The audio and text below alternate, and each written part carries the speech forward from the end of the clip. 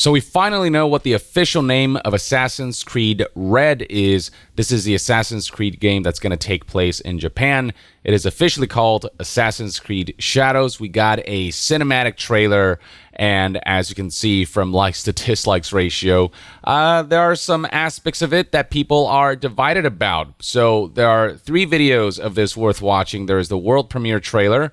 There is this right here, who are Naoe and Yasuke, the 2 protagonists of this game. Also, likes to dislikes ratio, not great. And we have Assassin's Creed Shadows Explained, which, again, likes dislikes ratio-wise. There's certainly quite a bit of division. Let's talk about why these trailers are being negatively received. There's the aspect of the bold choice of one of the protagonists that definitely plays a role. But to me, the greater issue is anti-consumer aspects of how this game is being sold and monetized. I think that, to me, is what should be the focus.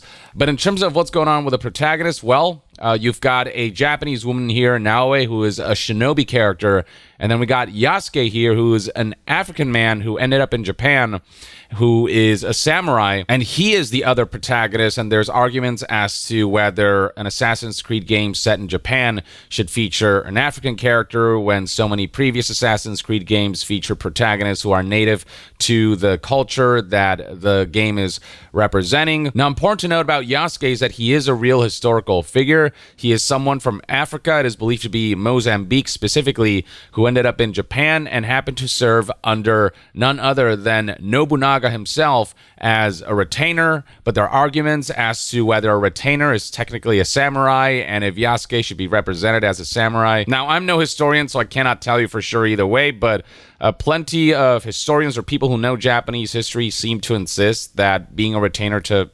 Nobunaga does make you a samurai, and that Yasuke did serve in that aspect. There's also actually a lot of media that have featured Yasuke, like the TV series called Yasuke that is being streamed on Netflix.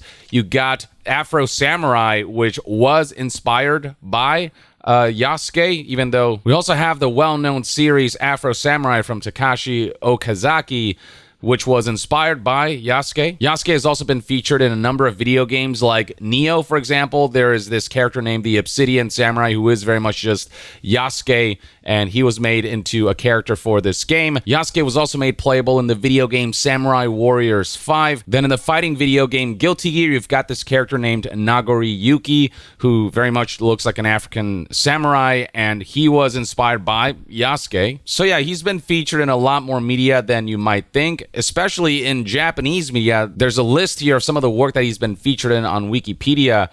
He's, quite the sort of outlier, obviously, in that era of Japan. And Ubisoft decided to lean into that character, make him a protagonist, and that's an aspect that's causing rifts and divisions among people who believe that, I think both of these characters should have been Japanese or whatever. I personally, to be honest, don't care. I think it's a bold and interesting choice, and whether I like this decision or not will obviously just depend on the execution, what they do with the character. If they make a good story and have good character moments and a good character arc, and it all ties into a good theme, and all of it is combined with good gameplay, and it all just comes together in a package that's just good and tells a good story, and this character feels like, there's purpose to being chosen as a protagonist of this game, then great. This is different from what I was expecting, but that makes it all the more intriguing. It makes me more curious about what they do with this, and if they can take that thing that is so unexpected and make it into something compelling, then, I'm all for that prospect and possibility. In terms of historical accuracy, I don't know. Again, I'm no historian, but also Assassin's Creed isn't really known for its historical accuracy. Like when you think about how Ubisoft utilizes a lot of famous historical figures throughout the Assassin's Creed games, it's kind of nuts and very inaccurate to real-world history. Assassin's Creed has always been historical fiction, dramatized, romanticized, exaggerated, and way out there. So I'll be honest, I don't really look for historical accuracy in an Assassin's Creed game. Like, there are historical elements that they try to obviously ground and retain, but in terms of the stuff that happens in between certain key historical beats, Ubisoft just kind of makes it all up, and it's all just fiction and pseudo-history. So I don't know. That's my stance on that.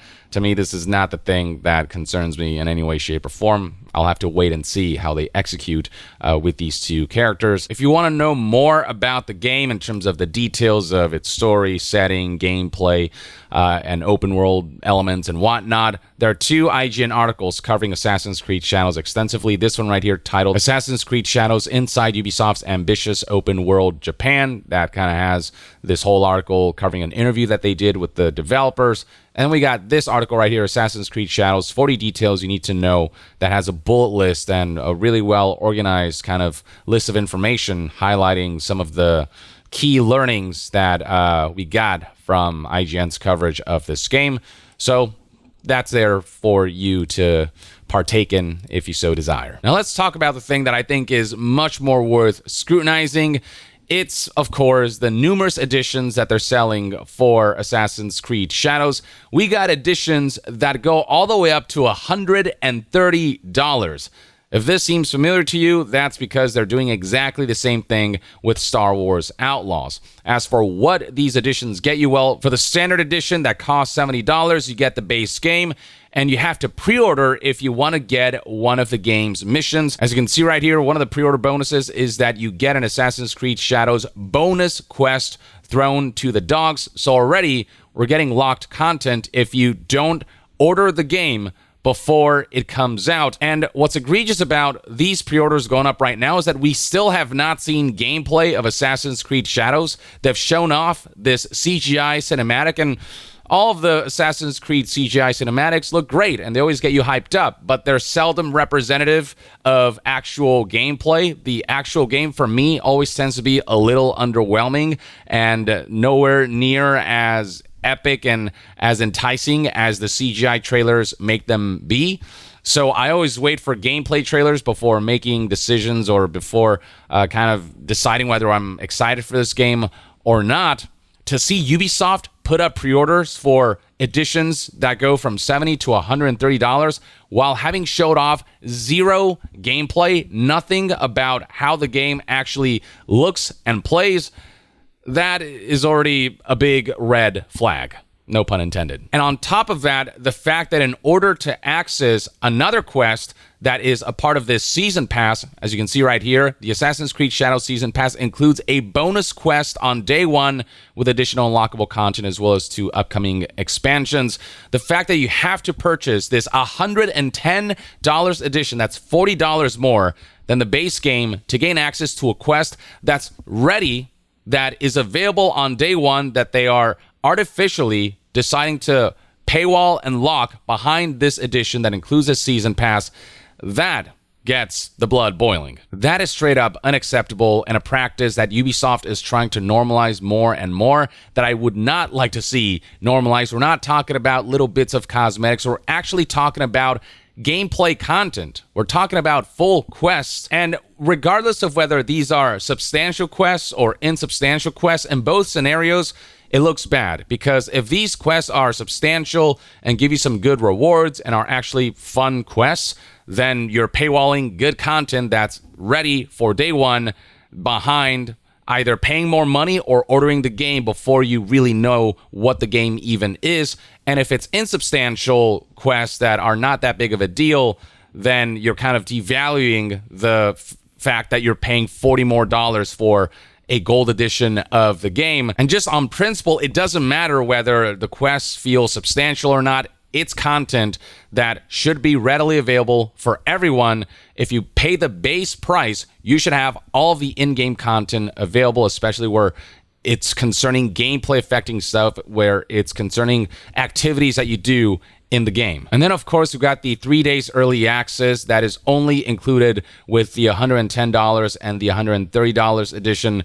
What this really means is that the only way to play this game on time and not 3 days late is to pay $40 to $60 more than the $70 base game price. That's, I think, where more of the discussion should be based around, because those are just objectively anti-consumer bad decisions that, if successful, Ubisoft might push more and more. as they've done with other monetization tactics, as they've done with other anti-consumer practices. And you can see that this is becoming a trend for all of their major releases. Here is the chart for Star Wars Outlaws. It's exactly the same scheme. $70, $110, $130. You got the 3 days early access. You've got a season pass that straight up just locks a quest behind it. The Jabba's Gambit exclusive mission is available at launch for those who spend money to get this edition with the season pass. And then beyond that, with Assassin's Creed Shadows specifically, the $130 Ultimate Edition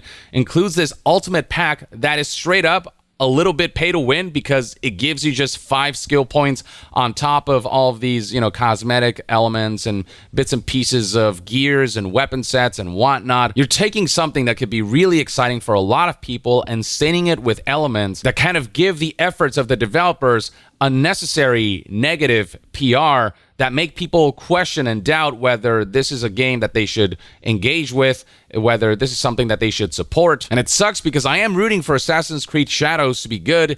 It's, again, very bold what they did by choosing Yasuke as the protagonist, and I think it could potentially be interesting if executed well. I want this to be a big step forward for the Assassin's Creed franchise, which has felt kind of stale, if I'm being honest. I want the open world design to improve. I want the characters here to really shine with the arcs that they go through for this story. I want the assassination gameplay to feel as good as it did in some of the older Assassin's Creed games and make me feel powerful as an assassin. And I also hope that the warrior samurai gameplay offers a combat system that is in line with some of the more renowned open world action adventure games. I do wish this game the best, and I hope that it dispels how kind of burnt out I've become about Assassin's Creed games. Having this age, having the Japanese setting that's been so requested for so long, that alone I think is going to get a lot of people excited and curious about this game.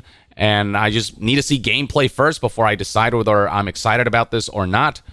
But man, these kinds of monetization tactics, on top of the fact that Assassin's Creed Shadows is yet another major AAA release that requires an online connection if you want to install the game, even if you own the physical edition, even if you own the disc, you need to download a patch that essentially activates the game for the game to be playable.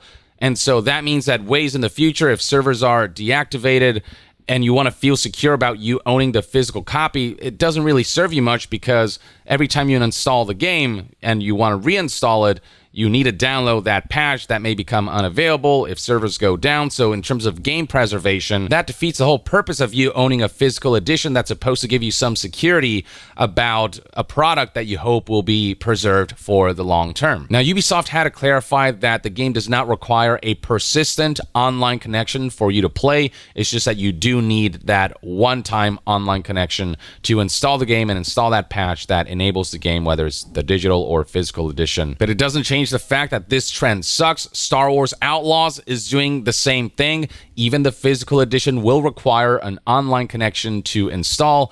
And Ubisoft also did exactly the same thing with their last major release, Avatar: Frontiers of Pandora. And it's just like all these little things that keep adding up and piling up that they're making mandatory for every major AAA release that I want to be excited for. But then Ubisoft comes in with their corporate shenanigans that just makes me feel more apprehensive about supporting their games and their practices, even though I know the developers are putting their hearts and souls into these games and trying to make them as good as possible within the time frame and environment that they're being given. And I'm rooting for these games to be good and to push Ubisoft game design forward.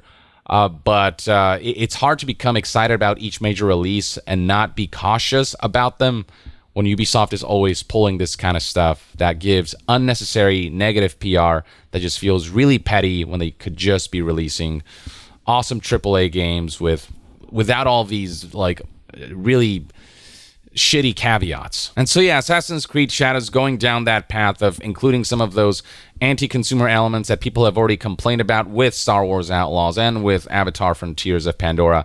That's also a big part of why these trailers are getting disliked. People in general are just not being very receptive to Ubisoft shenanigans, and it's sort of a form of protest and sending a message that Ubisoft needs to chill out. But in terms of how Assassin's Creed Shadows will turn out, whether it's an Assassin's Creed game that will reignite my passion for the series, whether it's going to be a big step forward for the franchise and IP and all these things, that remains to be seen.